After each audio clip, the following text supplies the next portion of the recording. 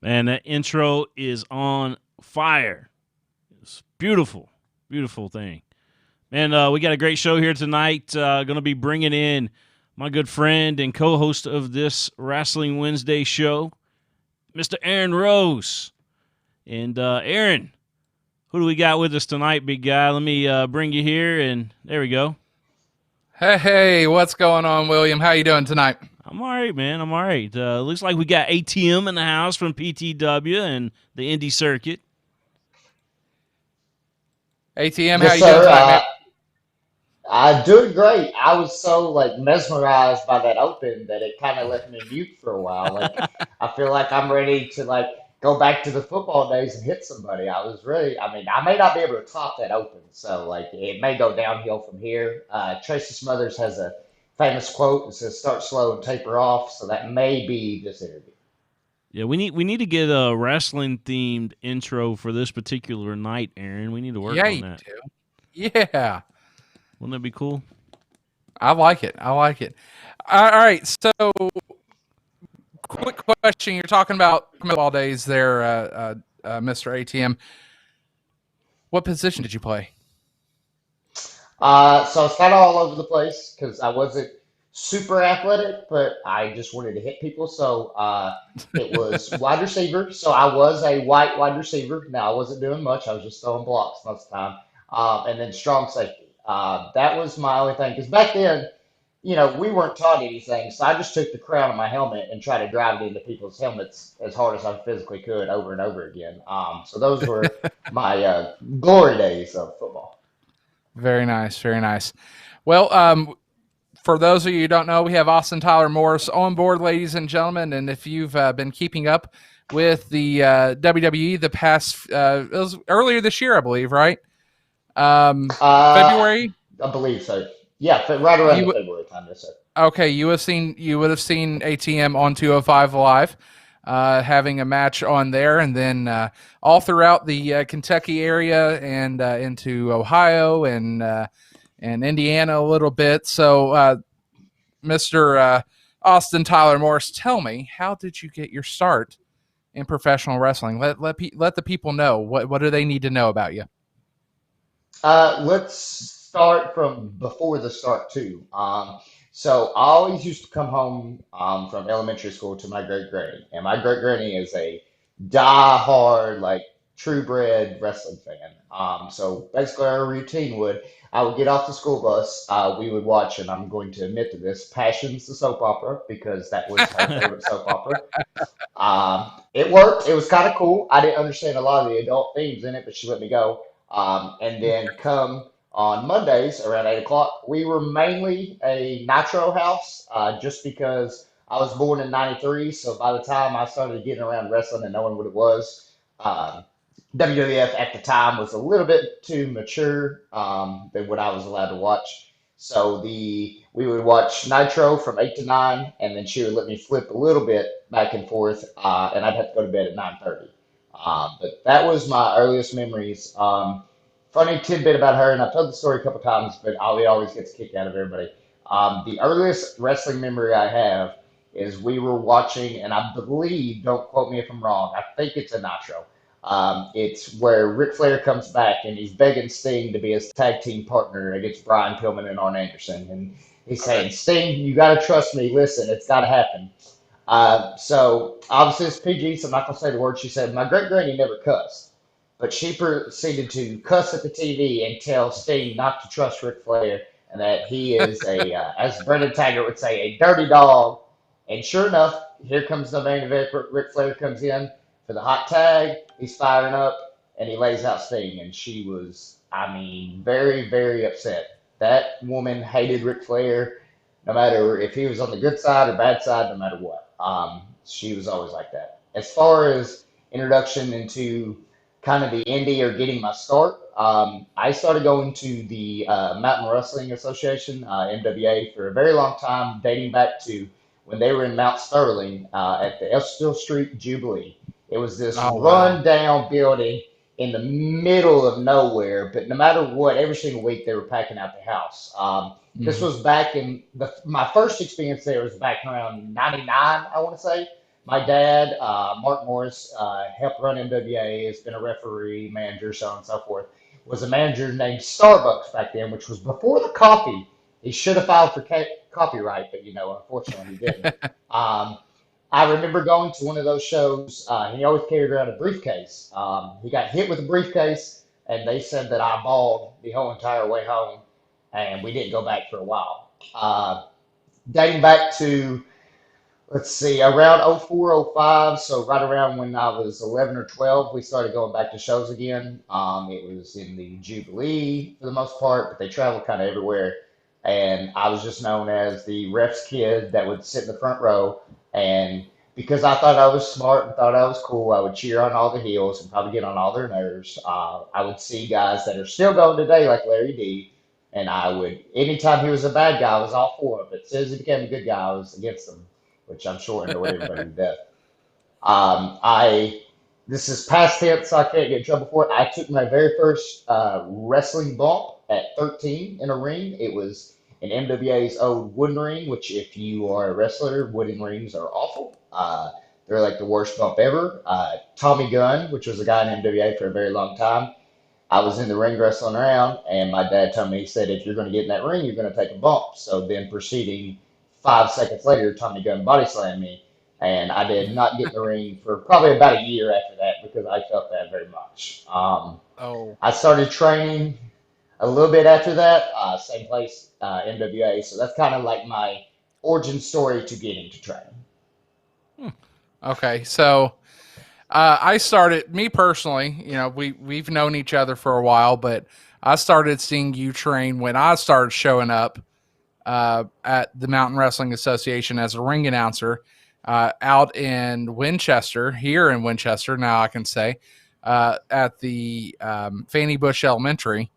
And, I watch you train and watch you, do all the work that the rookies would do, that the trainees would do. From there, how much has changed compared to when you're training to what you're seeing right now with trainees that are coming through primetime wrestling? It's kind of a mixed bag. So the times have changed a little bit. I do help out at training at Primetime Wrestling, so I kind of see some of it. Things were still, not that it was not open, but a little bit harder to get in at the time, and that's no slight to anybody going now. Right, This was when we were doing those conditioning drills, and if you didn't get through those, you weren't getting in the ring. So we always right. started, there was, I think, 6 to 7 of us in the camp that I was in. Only Chris Major still wrestles now out of it, so kind of give you an idea how much the business chews through people. But we would start by laps around Fannie Bush. Now, here's the thing is you couldn't just run ahead of the pack. Everybody had to run at the same pace. So, some of the people who didn't take it quite as serious, a 2 lap around the building took 45 minutes when it was supposed to take 15. We would go and do calisthenics, and it's kind of similar to what Larry, me, and Tiger do now, is if you finish before everybody else, you're just going to do extra with them until they finish, try to give you that team mentality. So in some ways it's the same, in some ways it's a little less. I feel like sometimes we let anybody walk through that door. And I think the longer you go, the more you weed out the bad. But I wish in some ways we wouldn't just let anybody in the ring, if that makes sense. Definitely. So let's go back to where you were training now. Um, time's coming for your first match, and Mhm. what was your initial reaction when you were told, all right, it's time to get in the ring? You're actually, you're performing in front of the crowd. What was your initial feeling? And just go back on the memories and tell us what you thought.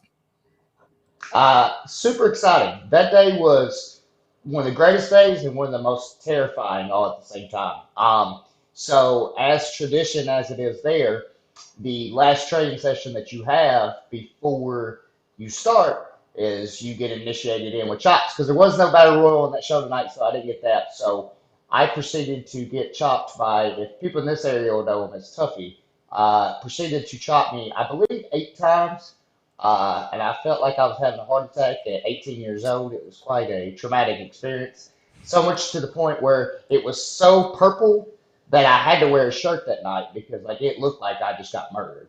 But as far as getting into it, I was nervous, but probably not as nervous as what people think. This has been what I've wanted to do since day one. And honestly, as far as like moves wise and the actual match I was more nervous about, I have always been, as a humble brag, a charismatic guy, a talkative guy. Like I've never had issues talking to people. So I was more focused on showing that off and, as they say, getting heat and getting people into it more than I was the match itself. Hey Okay. Kim, King of Stream here, man. How you doing? I'm doing wonderful. How about you? I mean, you looking like a nice studio over there. You might be in like, Jerry Jones' private yacht. I'm not sure. I'm just kind of hanging out, honestly, at home, man. I'm just hanging out here while we're in this COVID situation. How's your dad doing and the family? Doing really well. My dad is staying busy. He is running a Ken Towery in Danville. And with everything going on, they have reduced it to every day that they work, it's him and one mechanic. And Wow. that's from open to Oh, close, bell to bell every day. So he is staying extremely busy. My stepmother, mainly my mother, Julie, is staying home with the two dogs and trying to take care of that. Otherwise, they're both doing pretty well. We're all kind of going a little bit stir crazy with everything, but we know Yeah. it's a necessary evil. Yeah. What would you say would be your toughest opponent that you faced to date? Man, honestly, I'm gonna cheat and I'm gonna give you two. Okay. Only because I don't want to narrow it down to one. Like I know I'm known for burying people, but I don't want to bury that many people. Number one is an obvious to a lot of people, but it's Larry D. We haven't got to work singles that often, but we had one last year at PTW where it was 20 minutes. We just went out there, felt the crowd, and did our thing, and it was magic from start to finish. Where at the point the fans were kind of iffy on me, but like that crowd is very much a Southern Memphis old school crowd. So like they want to boo the bad guys and cheer the good guys. But we actually had a split crowd. We actually got a "This is awesome" chant, which in the South is a very hard thing to do sometimes, especially in this area. Just the crowds haven't quite adopted to that style. Um, and then number two would be the man now that I tag with, and it's probably why I tag with him is Brandon Taggart. He has chopped me and hit me so many times. There was one time that, so everybody knows like the cane punch, which is the open handed punch. I swear he hit me and I felt like six of my teeth crack and my jaw break at the same Oh time. wow. So, of course, later on, I kicked him in the mouth as hard as I can because if you can't beat up your friends, who can you beat up? But right. but it's one of those things where we have a chemistry no matter what. So for several years, that was Primetime Wrestling's go-to match. So like Andy from Road Home was like, if they ever need to put out a match that needs to set the pace or main event or open the show or tell a story, that was their match to go to. So we were, as in the business, they say, married to each other for a couple of years. And eventually we just started trying to tag and it just worked from day one. Like our very first tag match, we just knew what the other was doing, and it clicked from there on. And it's kind of crazy how it's took off from there. Awesome. Let me ask you. Let's kind of break this down a little bit more. Your career a little bit. Talk to me about the evolution of Austin Tyler Morris, where you started, what you've become, and everything in between. For you, what are your defining moments as a career that's kind of established who ATM is? Starting out, I had no clue who or what I was. I was just, hey, you are the son of this promoter that's trying to prove himself. Hey, you're this rich kid. Hey, you come from a great background. And I tried to be that. I tried to play a character. I tried to be what was per se asked of me.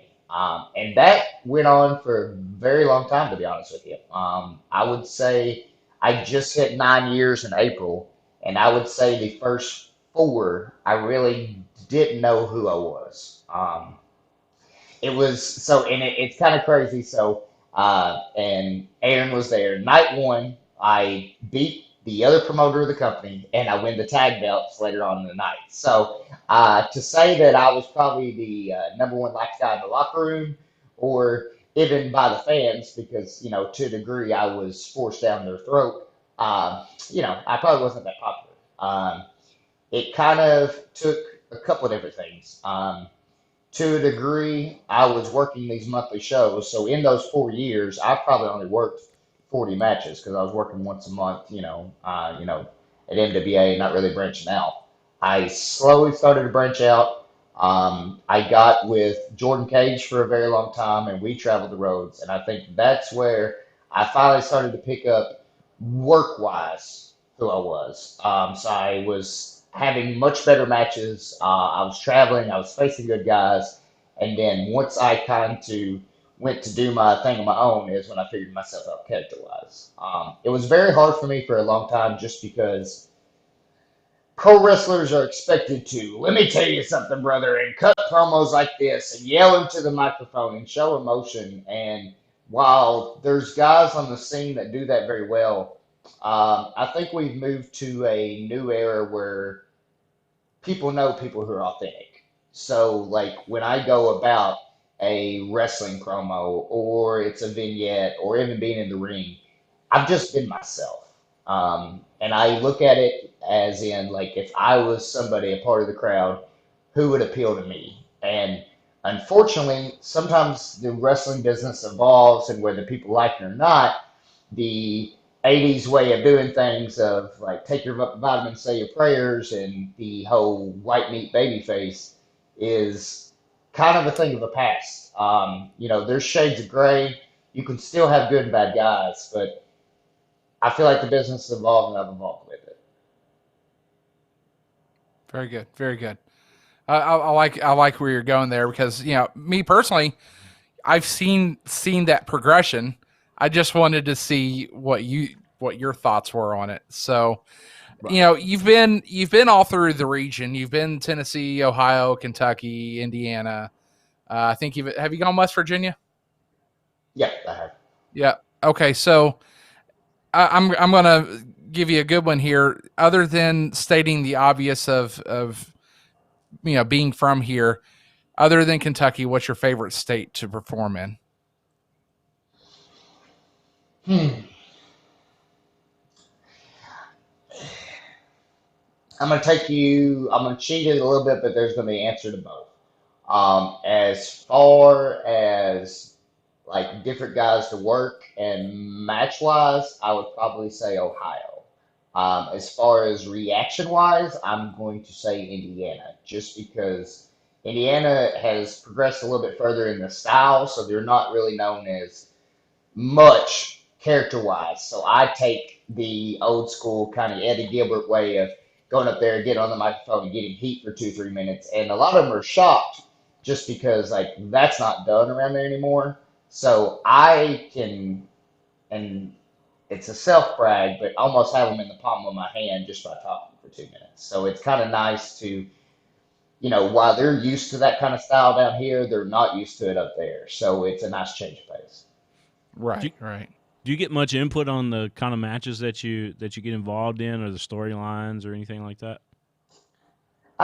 Yes and no. Not particularly, especially if you're traveling to different shows out of state. I kind of just, find out what I'm doing when I get there and do what I'm told. I locally, like in primetime wrestling, I will pitch guys that I feel like I can elevate or guys who haven't got that chance. Because as far as the guys established, I've worked every single person in primetime wrestling that's been established, in the last 5 years. So some of these new kids, some of these trainees, some of the people I see potential in is the ones I want to push because to a degree, there was a guy I know Aaron will be familiar with for sure, Al Steele, from Hmm. my day one in the business, gave back to me. He made sure that hey, no one was taking advantage of me in the ring. No one was not letting me shine and do my thing. And he always had my back from day one. So I want to be that to this next generation if they want to seek the knowledge. Al Steele, didn't he hail from Detroit City, Aaron? Yeah, that's correct. I was thinking that. Him and Ray the Bear Steele, solid steel, man. Yeah. They were one of the baddest tag teams of all time. I did a couple of Listen. ring announcing gigs. I guess you were sick or something, and they had asked me to do a couple of them, and I remember those guys very well welcoming me, even though I never had done it before. They were they were Dirty Chris Hayes' favorite tag team. I'm going to clean this up a little bit because they would come out to ACDC's Highway to Hell and would proceed to take 4 minutes on their entrance. And Dirty Chris Hayes would be throwing shoes in the back and throwing everything, saying that there's a ring for them to get in, but they're too busy trying to fight every single fan in the building. That's true. I remember them. I remember them how they came out to the ring, and you're right, man. Every fan they got. Oh in my the face. goodness. The shoes came off, right? Yeah. Good stuff. Oh man, Chris well, Hayes, that dude was pretty involved, man. He was really good to be around and learn from. I bet. Oh, 100%. That was my tag partner for probably years 2 through 4. And I learned a lot just listening to him and him giving advice on little things. That's stuff that you don't learn in training. It's stuff that you learn on the job. Yeah. right. So, I had a question and it just totally just left me. Man, that's what happens when you're live. You just forget. Uh, so you've mentioned who was one of your mentors, and you've mentioned that you want to give that back to the trainees that are out there right now. Some of the ones that are in prime time right now that you have the pleasure to work with, who are some of the ones that are just kind of jumping off the page and you think, all right, they're going to be good. This is good. This is going to be awesome. Who's doing that to you right now? There's probably 2. So the whole entire class is great. There's just some parts of them they got to figure out how to put all the pieces to the puzzle together. So if I don't mention your name, it's not that I don't think that you're going to make it, but it's one male and one female. Kayla Cassidy is a female, has been going places, and she's still not got a whole lot of experience yet, but she's becoming the most hated person in every single place that she is, and she's hungry to learn. And then secondly, which I think is my favorite guy on the PTW roster, is Victor Vargas, just Yes. because that man in so little time has got the crowd in the palm of his hand. Like his theme song, they cannot clap at PTW to a beat. Like they tried for Starship so many times, and they've got the rhythm of a white church, and they just don't clap on beat. But they get it. They get it for Victor Vargas. Like the moment it goes, and maybe because it's a smaller cadence, I don't know, or maybe it's because he's a mountain man and he's cool and he's awesome. But they just clap on beat and they're on fire. And his whole minute and a half, he's already got them in the palm of their hand. And it doesn't matter if there's 30 people, if there's 200 people, he just gets it. And he's somebody who I think gets it across all boards. I mean, he gets it in ring, he gets it character, he gets it entrance. He's just a different type of dude. So it's one of those where I am very much attest to it. I am not of the belief that wrestling has to be serious 100% of the time. There's a time and place for it, but I think the guys that get over and make money are entertainers. So if you can add that aspect to your package, then that's what works. And Victor Vargas gets it. And the thing about Victor too, it's so cool knowing that he came out to Fannie Bush Elementary to watch the MWA perform years and years ago. And it's so cool to know that it's been in his blood because he was there religiously. I mean, every month we would see him, and granted, he was a whole lot less bearded back when he was younger, but I started putting it together when he mentioned that to me one time. I guess I was visiting when I think you all maybe had a Biss in town, and I started talking to him a little bit, and I was just like, I saw you at Fannie Bush. He said, oh yeah, often. It's cool. Yeah. It's a really cool thing to know that, the stuff that's been done before is an influence on that younger generation, and to see them flourish is just it's so cool. Whatever Right. Yeah. happened It's to? one. I'm sorry. Go ahead. Go ahead. Go ahead. No, no. Go right ahead. I Whatever was happened to just who? curious. Whatever happened to Fannie Bush? Do they not wrestle there anymore? Or? Fannie Bush is a church now. The school Okay. closed down. I don't know if there was a new school that opened or if they just consolidated classes. I don't know how they did that, but Fannie Bush closed down and it became a church. And it's funny, and I'll tell you this. I'll tell you this, ATM. Um, I was floating around Instagram and I saw a share from one of their services, and they still have those. They still have the little sound barriers hanging from the ceiling, like Oh the wow. sound pads. Yeah, they're still up there, Yeah. and I don't know if they still have the. I don't know the way they have it is. I don't know if they utilize the stage anymore. I think they have their own stage and they made it more wide than anything. But it's so weird to see. But then it's also cool to know that there were times that we stuffed almost 300 people into that little Oh yeah. gym. I'll never forget and I don't, forgive me, I don't remember which show it was, but the show that they had all the promotions in Kentucky defend their titles on, and I was there, Uh, and the whole entire. Go ahead. a night with champions. There you go. The whole entire Yeah. cafeteria floor was filled. They used the stage as well. I'm pretty sure we broke like four fire marshals codes. It's in the past. They can't get us in trouble for that now. But that place was like insanely packed. And I mean, there was very many times, but I do remember that was the one time, and it was kind of a cool concept because that was still back in the days where everybody in Kentucky was like, no, our promotion's the spot. We're going to take down your posters and we're going to do that. And for one night, everybody came together, and it was amazing to see how many people came out when you can actually work together. Was that Jack Black? When he was he was a much bigger man back then, but I believe Jack Black and Larry D was facing off in that particular time frame. I think you're right. Yep, I believe so. Yeah. I think you're right. And there's one thing that I'm thankful for because we had that show.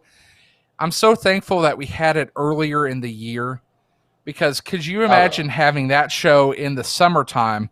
Because they don't turn the air conditioning on in that place until there's a show day, and that's not Right. enough. So Oh, no. um, That building it was a was like sweat in box. February. Yeah. Yeah. It was in February, and it just kind of had the grit of what independent wrestling is about. It's just Right. I was on another podcast earlier this week, and somebody had mentioned the Brian Pillman Memorial Show up in Cincinnati, and they Yeah. had it at the Schmidt Fieldhouse on Xavier's campus, and it was like almost 100 degrees, 110 degrees inside, and everybody sitting under the lights were just absolutely they were just absolutely just drenched with sweat. And he was I mentioning that believe he it. went to the top of the building where the doors were, and they had opened the doors. He gave up his second row seats to go to the top of the building so he could cool down. Hey, man, you got to do what you got to do, especially in that heat. So let's talk a little bit more about your career. Like I mentioned earlier in the show here, you had a bout on 205 Live with the WWE, but you've also been to the shows a little bit. Working backstage and doing some on air stuff other than having a match. Just yeah, I Hmm. know obviously there's stuff you can't say obviously, but just your overall experience with the WWE and how cool was it to be a part of those shows? What was your experience like there? The most nerve-wracking thing I've done in my life. So I first got the email. It was last year, I believe, around April. They had Raw in Lexington, and I got invited to be there. So basically, you have to park in a certain area. They valet your car, and then you go in, and everything starts from there. Well, I couldn't find that area, so I parked in a public parking garage, and then I didn't realize how far away it was from the entrance for us to go in. So, in a suit and tie, because you show up in a suit and tie, because you dress for the job you want, not the job you have. I ran slash jogged a full mile to get there, drenching sweat, with my gear bag. So I probably looked like a lunatic on the sidewalks because I'm running with the gear bag, like dragging behind me, full sprint, trying to make sure I get there on time. As far as the experience, unreal, man. The people that I got to meet, the people I interacted with, and just to see the machine run was um, absolutely insane. Um, Lexington was a cool experience. I didn't do anything on the show what's like itself, but I got to see kind of how the magic behind the sauce and how everything works there. And then when I did, so I did Lexington then. That was still when Raw was on Mondays and SmackDown was on Tuesdays. So then Tuesday, I went to Columbus, and that was another cool experience. Got to see how everything worked. I was also on 205 that night. Very, very, very not visible, but I was supposed to wrestle the Brian Kendrick, which is one. It's funny and it's kind of crazy and surreal that during the time frame when he was the Brian Kendrick and he had Ezekiel Jackson with him, he was like my guy, like because he was very similar to my height and build, and it was one of those things where hey, it gave me hope that a guy like me could make it. So I was supposed to face him. Mike Kanellis laid him out. They escorted me to the back, and I moved on. And then coming to the last couple times I did it, it was great because I got to do it with my girlfriend Nikki Campbell.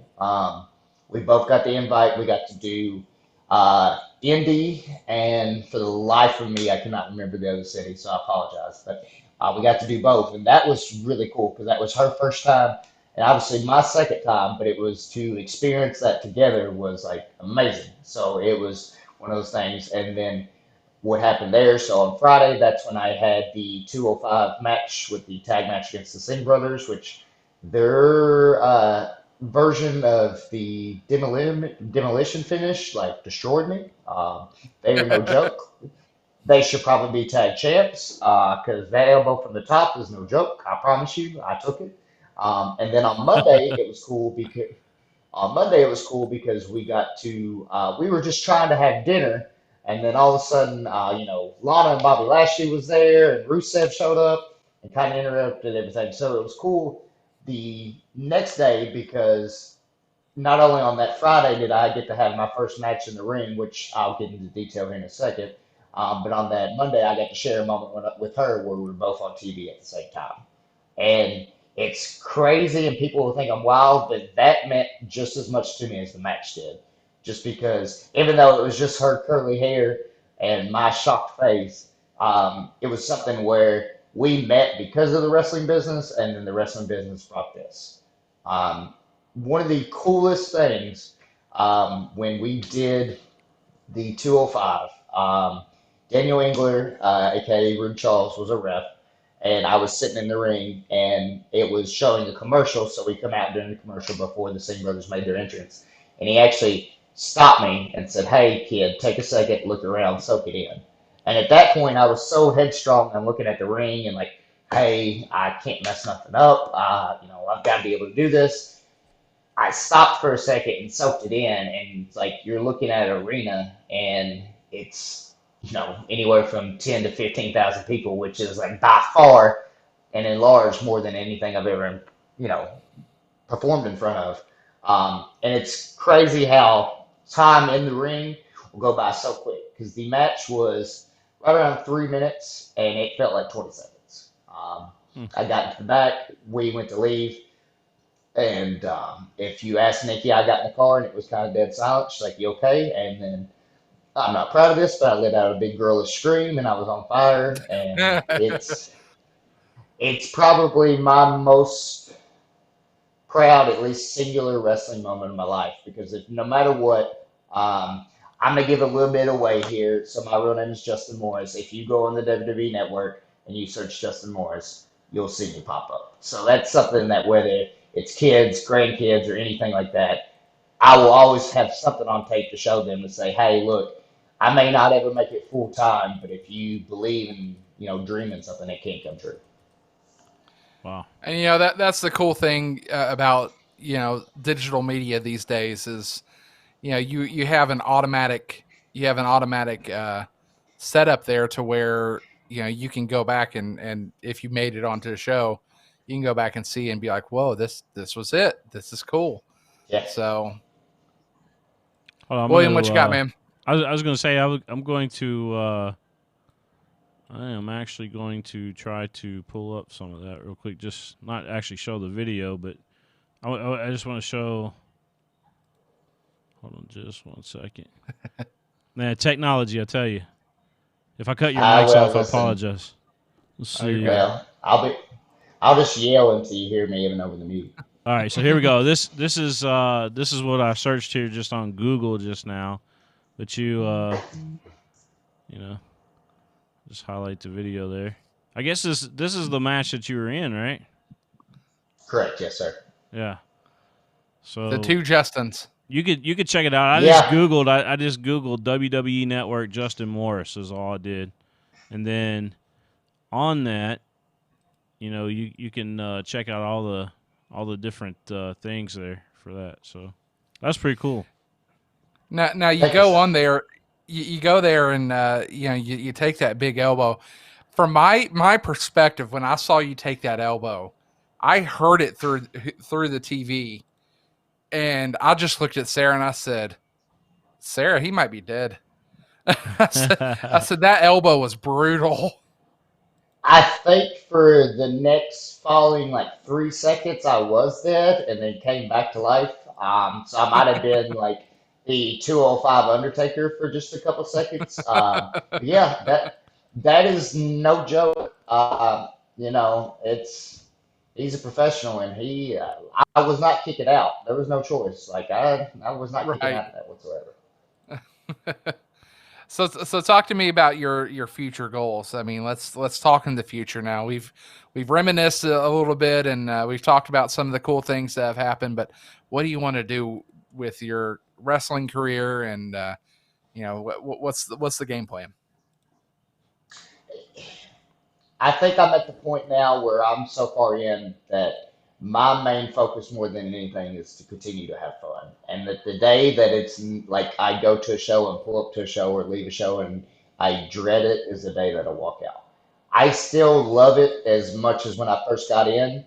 Can I tell you without a matter of fact that I love taking every single bump or doing every single thing and being on every single road every single time? No. I feel like my passion is bringing people up or training people or helping people out with matches. Like I get the most enjoyment on Sundays at Primetime Wrestling more than anything in the world is from anywhere from 1 to 5:30 is training these kids and then having them come to me, the ones that are working on the show, and say, hey, ATM, what do you think of this? Or hey, what should we do here? And watching them grow, it's kind of like I have my own wrestling children. And I mean, I'm 27, so obviously no, but it's one of those where I get enjoyment out of that. Now, will I still wrestle anyone that wants to bring me in? 100%. But I think it's one of those things where I have found personal happiness. So sometimes in the business, as much as I love it, like it can make you feel empty at times. But I've found personal happiness, so that's filled that void. And now I just want to go out and have fun on shows. So whether it's me and Taggart cutting 2 minute promos, not saying wrestling one time and getting 2,000 views on Twitter, just giggling around and doing nothing, or that's getting Nikki more into shows. We are going to start with Rawls in '96 when she gets down here in a month or two, and I'm just going to show her all these shows that she hasn't seen and like spreading wealth of knowledge more than anything else. Do obviously in the back of my head, and obviously everyone always has the pipe dream that hey, if I made it with this, that would be perfectly fine. But I think it's one of those things where I take it how it goes, and it's one of those where if it happens, cool. But I'm not going to resent and hate the business if it don't, because I've had been blessed with many opportunities in this business that a lot of people haven't had. And when I started, my one and only goal, and sure enough, I filled it earlier this year, was that I wanted to have one match on television. And that was just television, period. That wasn't even necessarily WWE, but to go for the biggest company in the world and have a match on television that I can always go back to, that's my aha moment. Like, hey, it clicked in. Hey, this was worth all the work and all the damage I've done to my body and all the mental strain, just because at the end, there's always light at the end of the tunnel. Hey, real quick, guys, I've got people shouting out at you here. I think your girlfriend's watching. Nikki Campbell's watching. Of course, Gary Bates is watching. Jason Thomas is legendary watching. Gary. Okay. Jason Thomas. Bonisha Campbell, I believe that's who. Bonisha Campbell watching. Maybe she's kin Okay. to Sweet. Gary or Nikki. Is she kin to Nikki? I, I I don't think so, but I dig the name, so I mean I like it. Bonisha, I like it. Want to give a shout out to Andrew Browning too. He's been watching for the past few weeks. He saw the Larry D episode, and he's mentioned that he was watching here tonight. So Hey, big shout out to Andrew. and describe He's the the describe the Go welcoming ahead. party that you got. ATM, the welcoming party that you got once you did that TV match. What did you guys around you that have watched you grown up in the wrestling ring?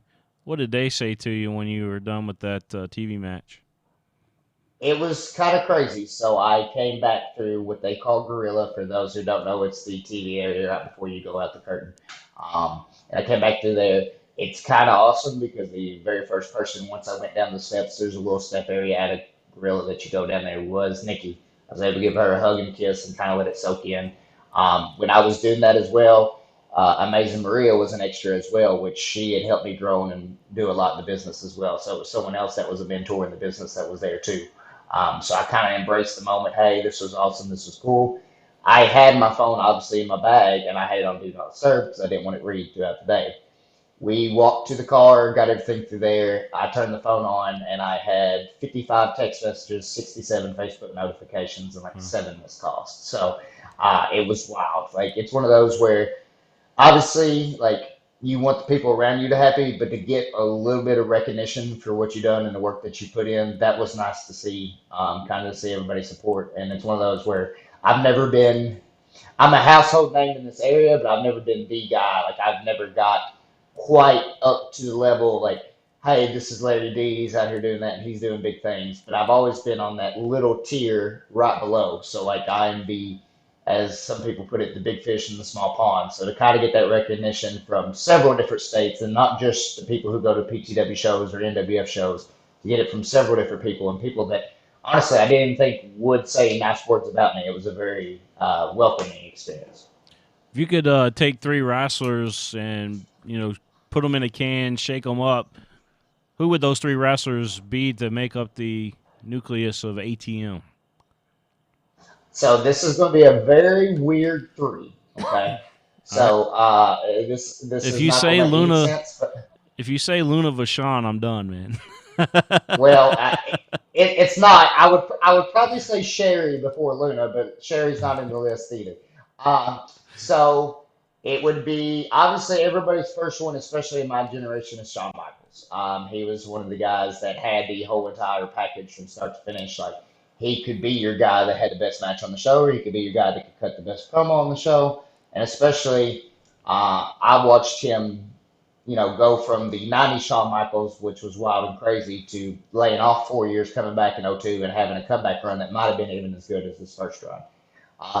Number two is Eddie Gilbert. I don't care what anybody says. He is my 100,000% favorite heel of all time. Eddie Gilbert is just, he's known and he's respected, but I don't feel like he gets the respect that he deserves. He just had a swagger to him. He had an aura to him that he was better than you, and whether he was going to strut or run over Jerry Lawler with a car, which is still like the nastiest angle I've ever seen in my life. Because Jerry bounces like Yep, 6 feet in the air. I remember that. He kind of had that nastiness to him, but he also was suave at the same time.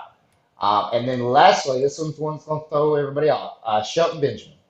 He is by far my number one wrestler, personal favorite of all time. It kind of kicked in where I was at the Raw where he defeated Triple H on his first night on Raw, and that building went absolutely insane because it was the last thing anybody seen coming. And from Hmm. that day on, he captured me. So I went through that. I went through all these losing streaks, and I was like, Shelton's always going to be the guy. He's going to be the guy.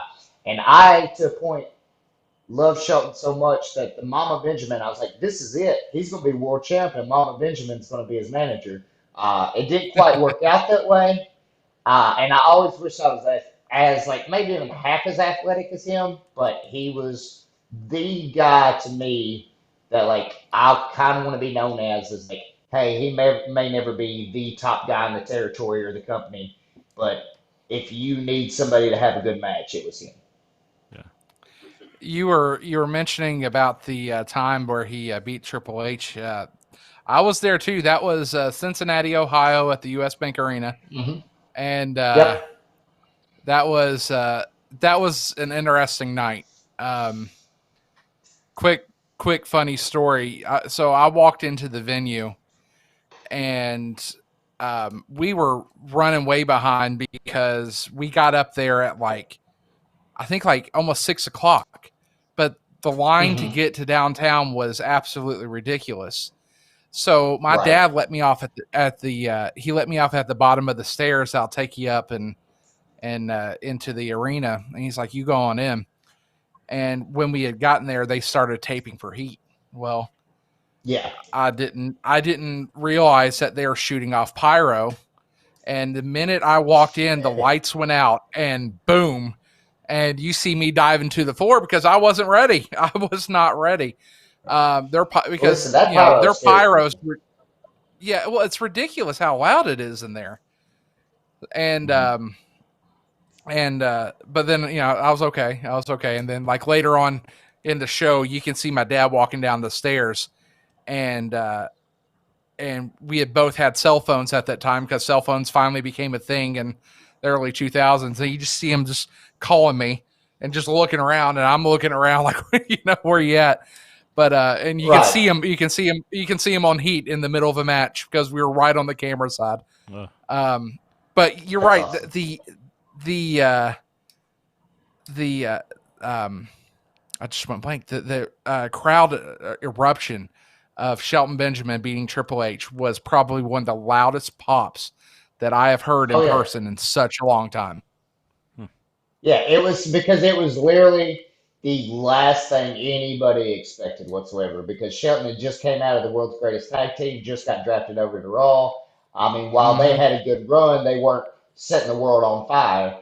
And for night one to Right. come in and he was Triple H was feuding with somebody else at the time, so you just thought it was, hey, this is Triple H, he's going get a good match, but then lay him out. But for him to actually win was unreal. Yeah. You're speaking about pyro, Aaron. I remember, man, this has been a long, long time ago, but if you go back in time when you remember the Ground Zero pay per view that was over in Louisville at Yeah. I forget what arena it was, but the The Headbangers won the Gardens. tag team championship that night. But Mm-hmm. anyway, the Undertaker comes out. We're on the very, very last row on the floor up against the stage, right? And the pyro goes off, and I swear I feel the heat on my back. It was so daggone hot. I always remember that. There, we had a pyro thing one time where when they had Backlash at Rep Arena, Mm-hmm. and I was sitting front row right beside the stage, so I can look at the curtain and see the guys walk out and walk in behind the screen, right? Yeah. Well, they started shooting the fireworks off for their intro, and I kid you not, one of those went rogue and almost got us. Oh wow. Yeah, we parted like the Wow. Red Sea in the crowd. I'd be So, running like crazy. I know that. oh, it was funny. Scary all at once, but I mean, obviously, it's just it'd be a burn. Those Right. pops third are just a degree concussion burn. powder.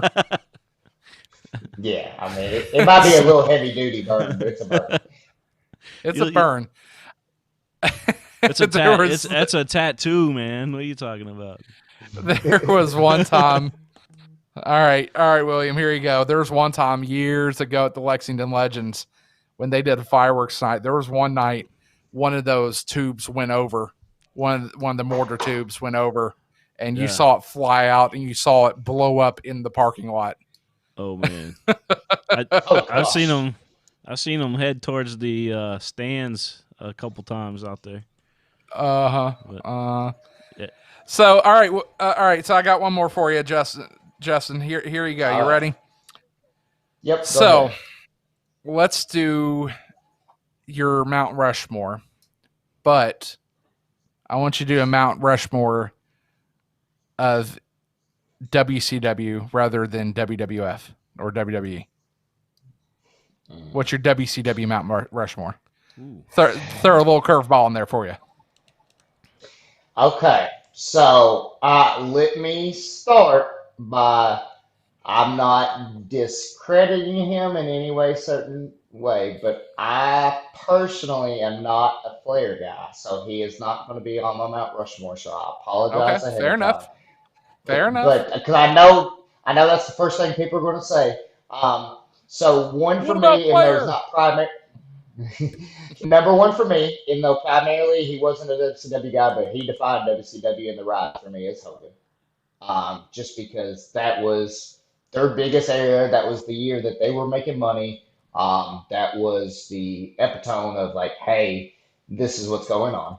Um, Two, just because long-standing, if you take his early days and even the late 90s, would be Sting. If you go any way back from Surfer Sting to Crow Sting to so on and so forth. I'm going to throw a curveball with three and make it a tag team and say that it's the Steiners. The Hmm. Steiners always just, in some way, shape, or form, defined WCW for me. That Yeah. they were like the go-to. And then my fourth one, probably not on a lot of people's list, is Rey Mysterio. Um, Oh, yeah. and it was a hard choice because either four was going to be Ray or Eddie.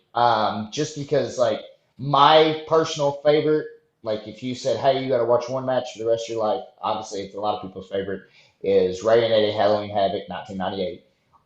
Oh, yeah. But Ray was doing like what you see on the Indies now is what Ray was doing in like '92, which is Right. crazy. Ray defined the whole entire style. Like, really, honestly, for the style that's going on today, everybody should think Rey Mysterio and Amazing Red because those are the two guys that really innovated every single thing that you see now. And not that he ever made it to the tippy top of WCW, but like, no matter what, he was placed on the card. Even when they unmasked him and he was a filthy animal, and like clearly he wasn't like a guy that they were behind, he was getting one of the top reactions on the show. So Ray, Steiner, Sting, Hogan. Did I hear you reference Amazing Red in there too? Yeah, Like as an innovator? Okay, I thought I heard that right. Yeah, yeah. a lot of people don't. Amazing Red doesn't have the notoriety that a lot of these guys that you see on the major promotions. He popped up in Impact for a long time, but he was definitely a staple on the indie scene. But literally watching every single one of his matches were just crisp, and it was It's amazing to watch. it's the thing is like imagine so he did the code red and I see a code red. If I don't see a destroyer, I see a code red at least once on every single card.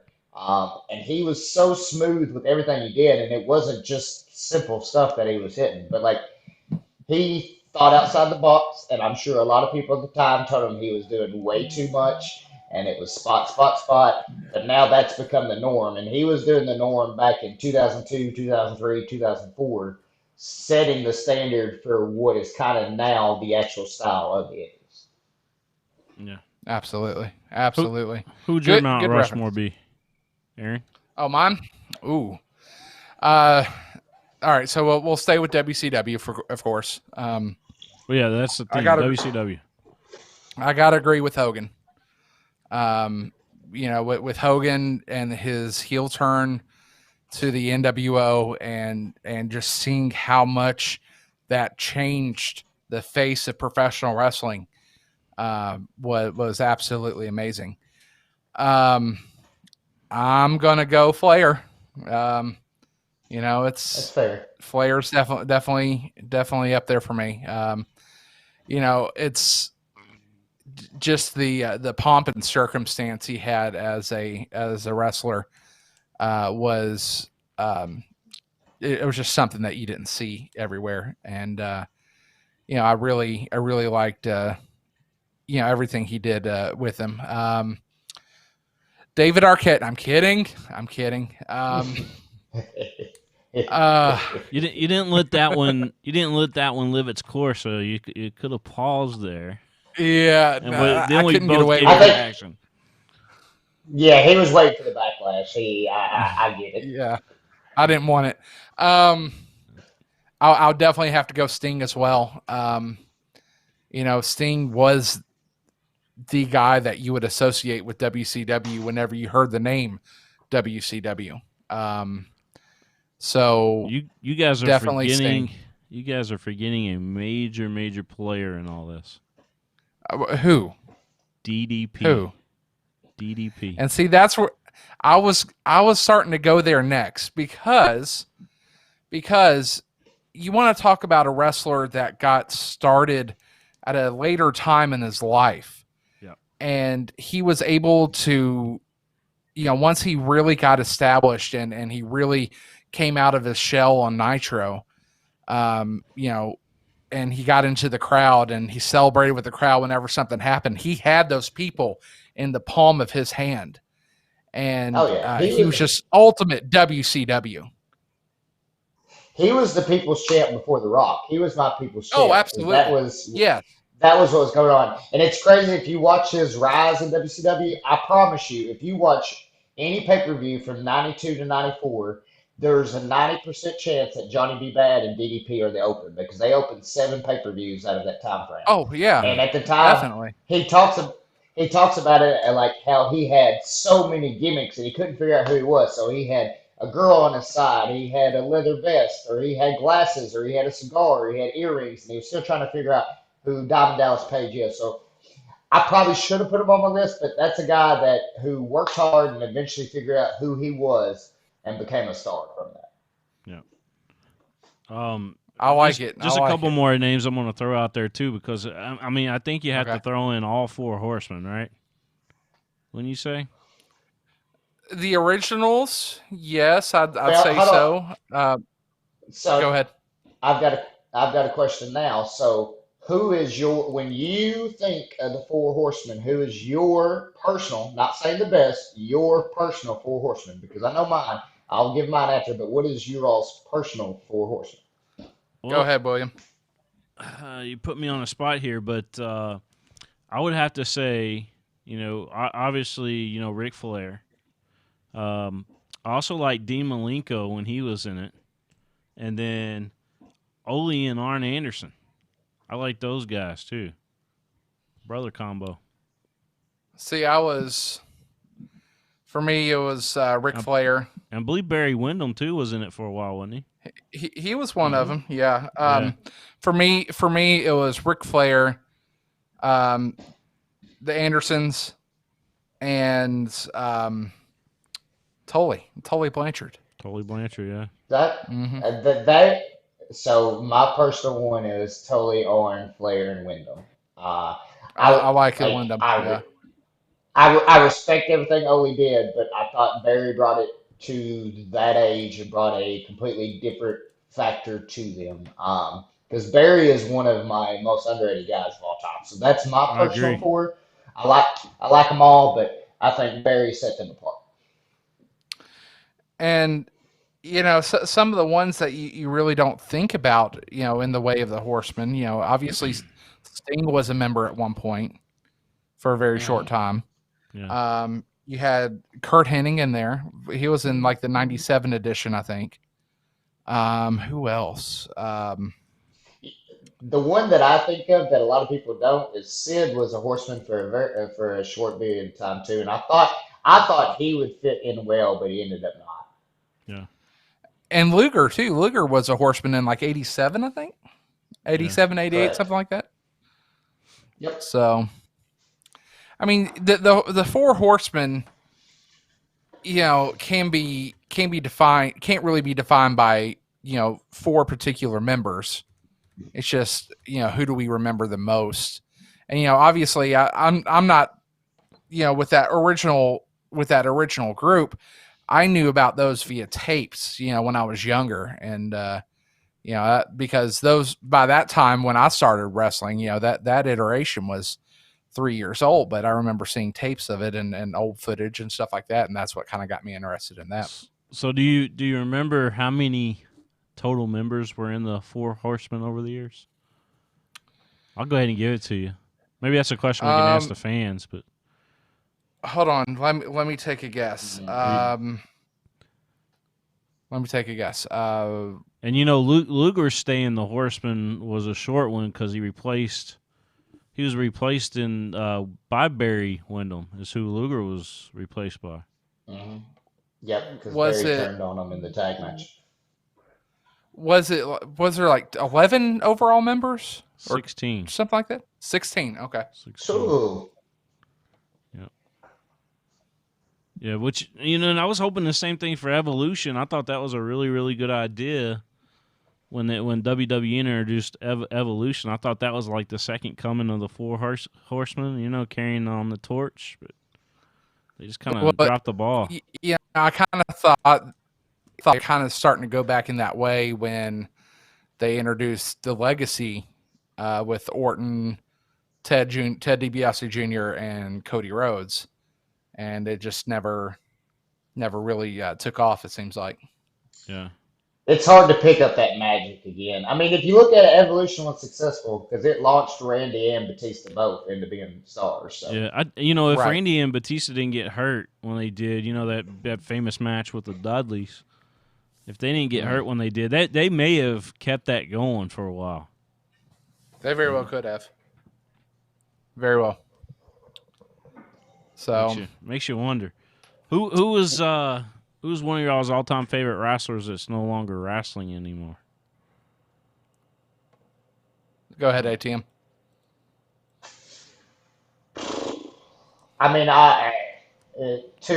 obviously, I wish I would have been around for more of Steve Austin's prime, and then obviously Shawn Michaels is my other answer, but Shawn Michaels is everybody's answer, so I try to switch it up a little bit. I got to do when WWE came to, I guess it was the last pay-per-view that they did here, which was it Backlash, Aaron? Yeah, 06, yeah. Okay, yeah, so Backlash, we got to take part in that. Me and my brother and a couple of our friends got to take part in that press conference that they did before it. Really? Yeah, Shawn Michaels was right there, right there doing the press conference with everybody. So that was pretty cool. Oh, that's cool. Yeah.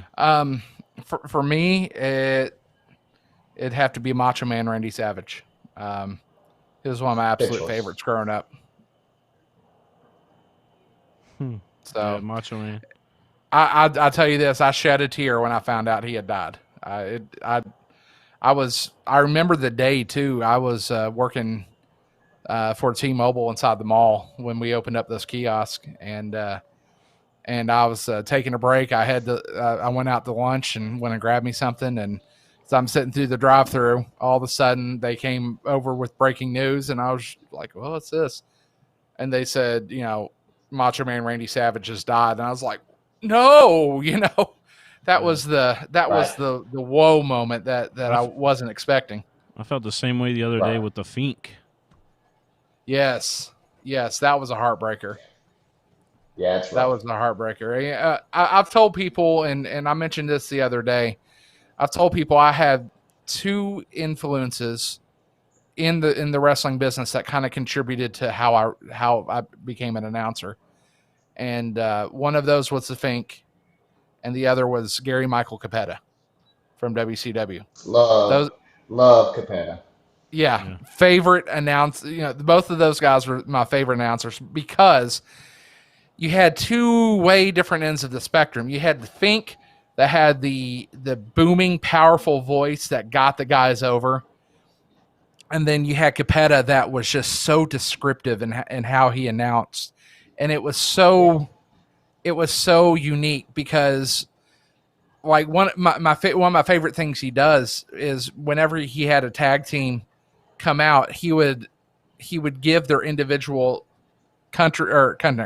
city and weight all, and then they would say, together they are boom. I was just like, I like that, and I did that a few times too. It's just, when I went back to study those guys, that's Capetta and the Fink. That those are my two. For sure. Bobby Blade, and Michael Wayne both watching here tonight. Bobby Blade says Flair, Arn, Tully, and Barry is his favorite. Okay. Good choice. So this is the one and only time I'll put Bobby Blade over because he never puts anybody else over. Let's cut a promo on Bobby Blade. Let's cut it. Let's go. Listen, I mean, if you wanted me to cut, the problem is if like when Bobby goes to cut the promo back on me, he would be so blown up that he would be laying in the floor. Because the man has never walked through a curtain and just sat down and just said, "Hey, good job." No, he like collapses and just has the most dramatic fall. And for some reason, Bobby Blade hates my father. And I don't get why. Like, my dad has always been nothing but an angel and a saint to him. And Bobby Blade just buries them all the time, just like he buries everybody except for himself. And, it's just real sad. Now, on the other hand, Elam Cornette, great dude, wonderful dude. He puts people over. He's a good conversation. Probably, honestly, like, if you told me I got to watch Michael J. Cornette wrestle or I got to watch Simba Bobby Blade wrestle, I would pick Cornette any day of the week. Oh, wow. Wait, but what did Cornette do to PTW, though? What happened?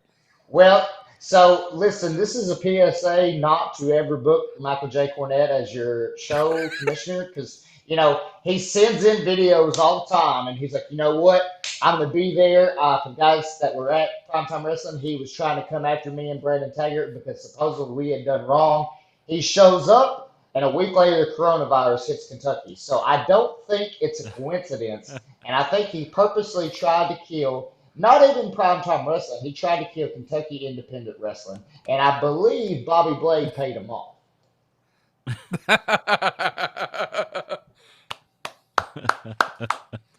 Very nice, very nice. Oh, that was great. I have a feeling I'm getting a text message any second from Bobo. It's coming. we got to give him a chance to respond in a future show, though. Yeah. I'm going to try to get him on. I've tried.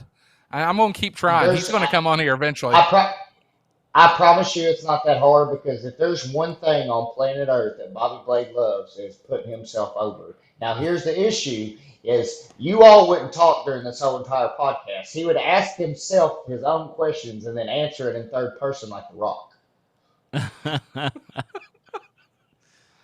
Oh, jeez. Oh, man. I'm just saying. Where's the text message, Bobby? I know it's coming. Well, he's sending some messages here. He says, that's all true. He said, I don't hate his dad at all. Jeez. And then he laughs out loud. You know what's funny is like he publicly denies it, but I know on record, like my dad, this was a couple months back, Bobby Blade on the daily sends you, I hate you. And it actually moved my dad to tears. And I was real upset because he just sends it to him every single day. He says, I hate you. He says, good morning, I hate you. And he don't even put a punctuation, which really bothers me. So I don't get it. Oh, goodness. Oh, man. Oh, I see Ryan Huff was here today. There you go. There you boys, go. y'all can get me burying Bobby Blade. I'll keep going on for forever, but I'll stop. Is there anybody that you wanna call out that's active right now that maybe over in PTW or another promotion that you wanna really wrestle? Man, Victor Vargas would probably be the one that I would like to work. He'll quickly realize that he'll get buried like the rest. But he's probably the one guy as far as in PTW. If I'm going NWF, I've got two. Rhinestone is one because I'll never forget. I went to NWF one time, and it was him and Chad Allegra in the opening match, and it was 5 minutes long. Promise you, 5 minutes bell to bell. And the very first thing that happened is Allegra hit a Asai moonsault to the floor while me and Dad was sitting in front row, and my mind was blown because like I went to the Jubilee shows, and now while they were more personal and heated, I had never seen a springboard moonsault off the top to the floor in my life. So Rhinestone would be one, and then Star Rider would be two, because I think that's a guy that hasn't quite been allowed to go, and I think he's one of the most talented on that roster. And the moment that they let him fully go out, I think he'll be a star. You, Pun you know, intended. you know who I like it. you know who would probably get booked like quite often coming back once wrestling returns? You know the one Who? What do guy you think? that I would put on every show if I could, if I was a promoter. Who's that? Who's the guy that went by the virus? He always wore the green Uh, and Sean the Virus Hard Drive. yeah. So I would Yeah. definitely book that guy every single daggone event that I had. Wouldn't you It'd be guys? expensive to Fun fly. fact. It'd be expensive to fly him out from where he's at now. Did he move Yeah, he's out? out west. Okay. Yeah, he's out west. I worked him in my third match ever, and I was not ready to work him in any way, shape, or form. I wish I could work him now that actually know what I'm doing. Because back then, I couldn't even do an arm wringer correctly, so therefore it was probably pretty rough. And he probably just knows me as that green kid that, had a tag belt for no reason. But, I mean, at some point in time, if you want to come back, we'll work. It'll be hot. And I tell you, he could make a pretty good penny probably if he came back and just promoted himself, and did the virus thing. Yeah, it for was sure. one of the coolest things that I've seen in wrestling in such a long time, and he did a really good job of not only doing that but also taking it to the point where he was still reinventing himself, even though he was still the virus. There was just new elements that he would add, and it was you saw it grow quite a bit. Yeah, I liked him a couple times. I got to see him perform. He's pretty good. Bobby Blade just reached back out to me. He said, I guess I'll have to make a comeback and take care of business. Hey, all right, let me tell you a little fun story about Bobby Blade. I guess we're going to continue on this, and this is the last I'm going to speak of this matter. Every single 4 months, Bobby Blade's like, "Oh, I miss wrestling. I'm going to come back to wrestling. I'm going to wrestle." And then I'm like, "Hey, Bobby, well, let's work together. Let's do something." And he's like, "Nah, I'm not good enough, man. I couldn't keep up." Or he'll come and do one match. He'll take two bumps during the whole entire match and say that his body is broken and he'll quit for another year, and then rinse, recycle, repeat. One time he came back and he faced Brandon Taggart, and he was kind of slapping Brandon Taggart around, so I slid in and gave him a backcracker, and he tried to tell me that was the stiffest bump he's ever took in his life, and I took offense to that. I mean, I took care of the old man, but he was just upset with me. And I just, like, it was so bad. And, like, and as I was doing the backpacker, like, Aaron will know this, I smelled that bandana that has on that he never Oh, washes, oh. which was a legendary story from your Hall of Fame. We're not giving that away. People's got to get to see that. But I smelled it, and, like, I almost wish I would have kneed him harder, honestly. Oh, Just saying. good Hey, grief. this whole thing is going to be like a promo. You guys will end up meeting at some point, and they're going to refer right back to this podcast. Just Save all the hype video. for the match. Yeah, all the hype for the That's match happening here. Save the That's video, perfectly Warfield. fine. Hey, there's Sarah behind me. Let's see. Hello. She's back there sewing away, taking go. care of business. Man, So- she's got so much that she had to stop taking orders right now. But man, we need to promote them. Plug her face mask once she gets all those materials back in. We need to. And there we go. There we go. Everybody's trying to sell face masks now. I see on Facebook and all those different social media platforms. But hey, real quick, guys, I got to give a shout out to my partners here on the network who graciously had already paid for the whole service for us to do this long before the coronavirus. And we're in the BGO studio here, the Bluegrass Orthopedic Studio, which happens to be built right here in my home. And I appreciate those guys for investing in me. and of course the show and everything else that we do from this studio. It's pretty awesome.